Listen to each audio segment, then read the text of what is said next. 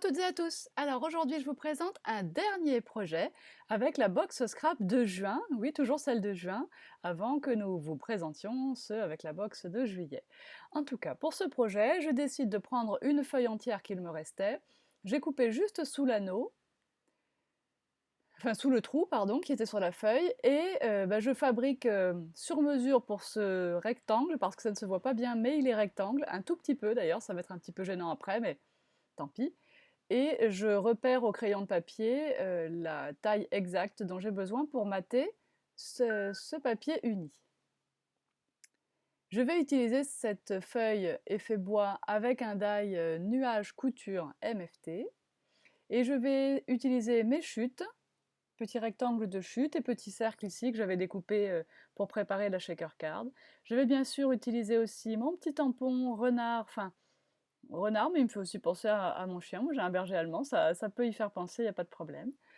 Et je vais donc tamponner ce petit tampon renard. Alors, pour cette fois, là, vous me voyez le faire sur du rose, et je vais l'embosser en marron, je crois. En pepper, exactement, de chez Waouh, bien sûr. Et puis, ça va pas forcément bien me convenir. Alors, finalement, je vais faire après sur du bleu avec un embossage blanc. Bon, je ne vais pas être ravie vraiment du résultat non plus, même si je vais essayer de le travailler, mais bon, ça ne me convient pas au niveau couleur, donc au final, je le ferai sur du blanc à l'embossage pepper. Même, je vais peut-être même pas l'embosser le dernier d'ailleurs, je vais peut-être juste le faire à l'encre marron. Enfin bref, en tout cas, ça vous remontre comment on pratique avec les poudres à embosser. Voilà, même si ce n'est pas le résultat définitif, ça vous refait un petit rappel sur la technique de l'embossage à chaud. J'ai utilisé la poudre collante Waouh pour coller mes poudres à embosser. Bien sûr, la Faire sa marque marche aussi. Même les autres poudres à embosser que j'ai déjà commercialisées en magasin, un peu meilleur marché, fonctionnent aussi. C'est simplement le détail. Alors les poudres Waouh sont très fines, mais plus votre encre collante est comment dirais, précise et fine, je ne sais pas trop comment exprimer ça, mais en tout cas, ça permet aussi, ajouté à une poudre de bonne qualité, d'avoir un résultat vraiment précis. Voilà, donc là j'ai fait fondre ma petite poudre et voilà le résultat. Donc c'est chouette, hein, mais finalement je ne vais pas le garder pour la fin. Alors je vais le détourer en passant à quelques millimètres du bord du dessin pour garder du rose autour. Alors comme c'est un motif très angulaire, c'est très facile à faire. Voilà. Et simplement après je passerai quand même les tranches du papier au feutre marron ou noir, hein, c'est important.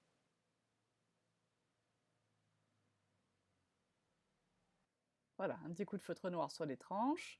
Ensuite, on va passer un peu de distress au bord de notre papier. Donc je prends une distress sombre. C'est un marron, mais je ne sais plus lequel j'ai pris. Ben même pas, pas du tout un marron, c'est un gris.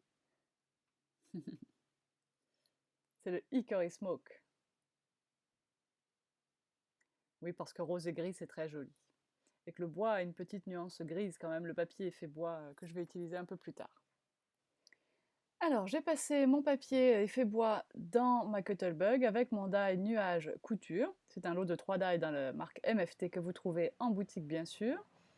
Et je vais faire coïncider les bords de cette bordure qui mesure forcément 15 cm avec les bords de ma carte. C'est une carte bon pour, je ne vous l'ai pas dit encore, mais vous l'avez vu dans le titre. Vous allez comprendre pourquoi à la fin de cette vidéo. Je rapplique bien sûr un petit peu d'encre, la même couleur grise Hickory Smoke, sur les bords de ces nuages, ça les fait vraiment ressortir, et je vais marquer avec mon crayon de papier l'envers pour savoir où couper. Pour une fois, je le fais au ciseau, j'avoue qu'une règle, un réglé et un scalpel, c'est beaucoup mieux.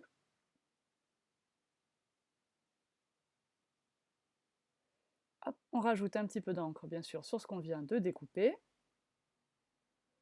Vous voyez que bien sûr ce sont des encres distress classiques. D'abord vous voyez le bord noir de ma distress sur la vidéo, et puis il n'y a pas cette couleur dans les oxydes. Pour le moment. Je pense que la gamme d'oxydes va vite se développer. Alors ici je colle, mais pas en entier, parce que je vais glisser quelque chose. Alors ça me permet de vous montrer ce petit escargot de colle, parce que des fois on me demande mais ça marche pas, ça marche pas. Il faut le garder pratiquement parallèle à la table. Il ne faut surtout pas trop l'incliner, Sinon, la colle va se coller sur la partie du dessus du dévidoir et alors vous allez le bloquer. Je fais une prédisposition un petit peu de mes éléments.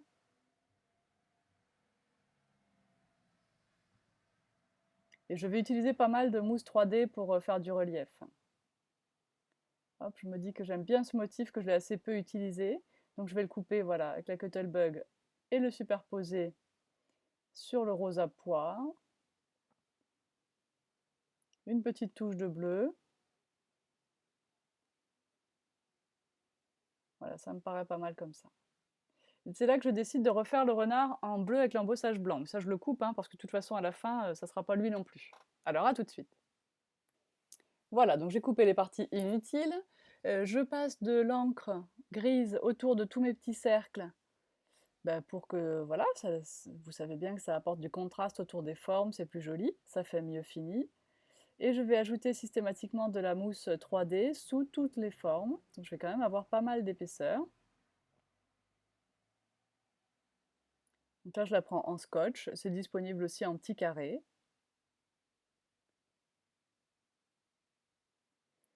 Alors, le rond à pois.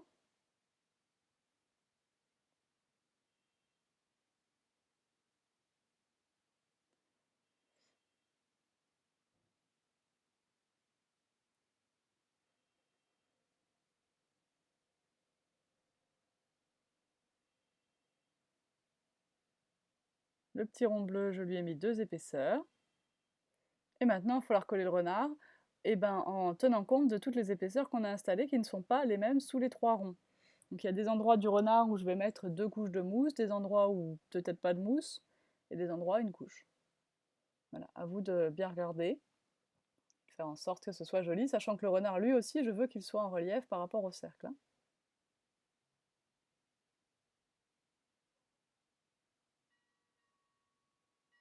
Hop, une deuxième couche, enfin un petit bout ici, je crois que je vais mettre une deuxième couche en haut après. Voilà.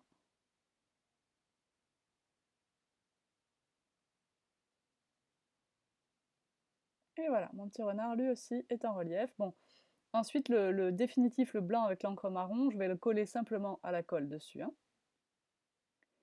Alors là, je commence à vouloir utiliser tous les petits rectangles de papier qu'il me reste. Je vais bien sûr les mater sur un papier uni pour les faire bien ressortir. Et comme à l'habitude, je ne prends pas de mesure, je repère au crayon et je passe au massicot.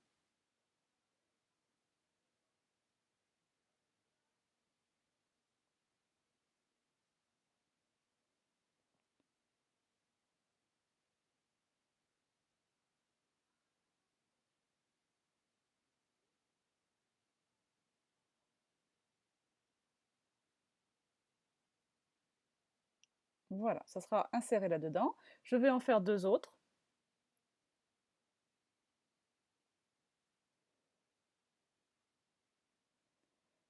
Alors, je vais utiliser le tampon Bon Pour, qui était dans une box il y a fort fort longtemps. Je pense qu'il était en 2014, ce tampon. Peut-être début 2015, mais bon, ça fait quand même longtemps que nous proposons nos box du mois à la vente chaque mois et que nous vous faisons de jolis petits projets, enfin, en tout cas des projets. J'espère que vous les trouvez tous jolis. Ici, je vais ancrer le ticket, en fait, hein, la partie ticket du tampon en marron. Je vais le faire plusieurs fois parce que ces tampons qui sont en silicone et non pas en photopolymère accrochent un petit peu moins bien l'encre. Donc une fois l'avoir fait 2 ou 3 fois, mon ancrage est très bien et j'aurais pu, comme on me l'a souvent conseillé, gommer légèrement mon tampon avec une vraie gomme, hein, pour améliorer l'adhérence de l'encre. Alors je fais bien sécher l'encre marron. Je passe même mon petit coussinet d'embossage gentiment offert par Laetitia. J'ai placé mon petit mot bon pour que je vais embosser en blanc.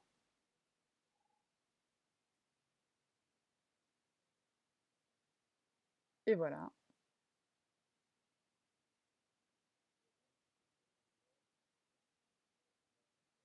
J'enlève les petites poudres qui auraient pu rester accrochées un petit peu quand même à côté. Je fais bien sûr sécher ceci. Et après avoir mis le bon pour, enfin, je ne le fais pas sécher, je le fais fondre. Et après avoir mis le bon pour, je vais mettre pourquoi. Et donc il y a plein de petites phrases dans cette planche de tampon. Et là, je vais mettre bon pour un petit resto. Et puis, je vous avoue que j'ai pas pris le temps de faire les 2 autres tickets, mais vous avez plein de petites phrases possibles, bon pour une promenade, un bisou, enfin, je sais plus tout ce qu'il y a là-dedans, mais en tout cas, vous avez le choix pour faire les autres petits tickets. Et puis, c'est une carte qui est pratique parce que du coup, la carte, c'est le cadeau en même temps.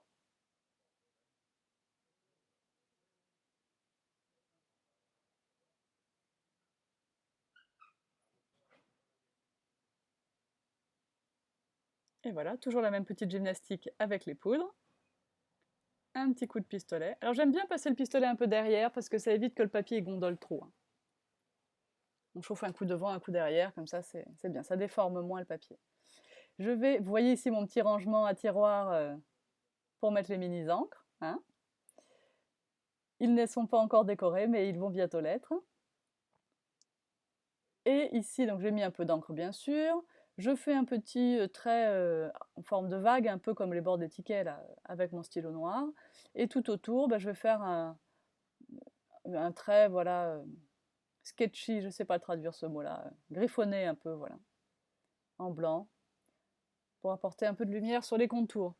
Et ma petite carte est prête, je vais l'insérer dans la grande carte, et je vais évidemment, normalement, faire les autres, mais pas aujourd'hui. Et puis je vais rajouter une petite étiquette sur le nuage, sur un papier rose. Je vais pour ça utiliser mon tampon bande de caractères, mon tampon lettreur, et je vais écrire bon pour. Voilà, une fois que je suis satisfaite de mon ancrage, parce que le premier je l'avais fait à l'envers, en miroir, je coupe autour, volontairement au ciseau pour le coup que ce ne soit pas forcément parfaitement droit. J'applique un peu d'encre, j'applique un peu de stylo gel blanc pour faire le même contour que sur les cartes, que sur l'arrière des cartes. Et je vais coller ça avec de la mousse 3D sur le devant de ma carte. Et voilà, ça termine la décoration. J'ajouterai ensuite quelques crystal drops, quelques perles de crystal drop que j'ai préparées il y a fort longtemps. Je vous ai déjà expliqué que moi je préfère quand même les faire en avance, même si parfois je suis comme tout le monde, je suis prise de court et je les fais sur la carte au dernier moment. Quand je peux, j'aime bien en faire un peu d'avance. Donc là, je galère toujours à trouver dans quel sens, puisqu'il n'est pas carré, mais de pas beaucoup, mon fond de carte. Je colle, une fois n'est pas coutume, le fond de carte avec le Crafter's Companion parce qu'il était sur la table. Et je fais attention à mes écarts, qu'ils soient équitables de tous les côtés.